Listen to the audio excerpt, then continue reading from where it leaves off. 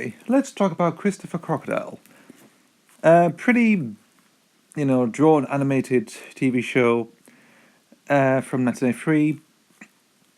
Ran ran for one season. And he said, well, multiple seasons, but actually ran for one season and had a 25 special at the end. Yeah, so a season of 13 and one special at the end. How interesting. So Christopher Crocodile, so a few facts, interesting enough. It's got Derek Griffiths, who people from the 80s and maybe some people who might have watched it, Super Ted.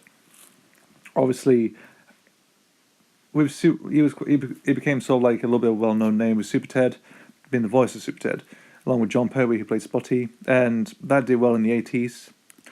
I think I forgot to mention about what happened. Well, because I remember the original Super Ted really. So see how that goes.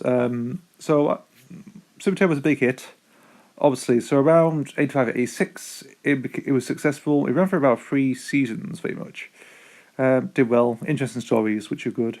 And afterwards, Hanna-Barbera took the rights, and they created a sort of sequel TV show called The Adventures of Super Ted, which ran for about 1 season, 1 or 2 seasons, in about 86 to 88, if I can remember.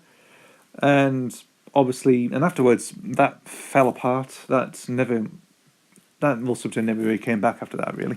I don't think it's sort of remembered very much. I mean, the original series, the original version of Super Ted is more better than I would say the Hanna-Barbera, because the Americans have taken over that thing. So you can imagine how they're going to treat British property very much, if you can understand them, that thing. Afterwards, Derek Griffiths did some other stuff. I really don't know what he did afterwards, but come 1983, he ended up being the voice of Christopher Crocodile, who, as we're told in the show, he's an inventor from Madagascar or something, someplace in Africa, like a fictional part. It's meant to be Madagascar, but it's like a play on it, with mud and stuff, really. And he travels to this place called Muddy Town, which is just like another idyllic village in a similar vein, stuff like Pigeon Street, Trumpton, this type of thing, really, with the eccentric locals, millionaires who do certain things, really. And he goes there and he basically becomes one of the residents. He still becomes like a hero very much, because he's an inventor as well. He's a very interesting type of crocodile, because he has a love for peanut butter and likes taking mud baths. And he just goes some crazy ideas, like he invents a chairlift. He makes a house out of anything, maybe rubbish and stuff like that. He learns to become a goalie or play football. He helps the firefighter staff fire. He makes a submarine car. His first exposure is snow. It's interesting, really. I mean, the animation's a bit wonky, very much. Because it looks like it's from the 80s, but it's from the 90s, very much, from 93, and you can tell it's a bit. It's okay, not too bad. Derek Griffiths' narration and voice work. It's okay. I don't think it's as sort of memorable as Super Ted very much. With it has that with Super Ted, it's more youthful very much. Like, it's very full of enthusiasm. It's youthful and other stuff. But with Christopher Crocodile, it's sort of he has a weird tendency to use like his high pitched voice and stuff like that. I'm very unsure about it, really. I'm very quite different about it, really.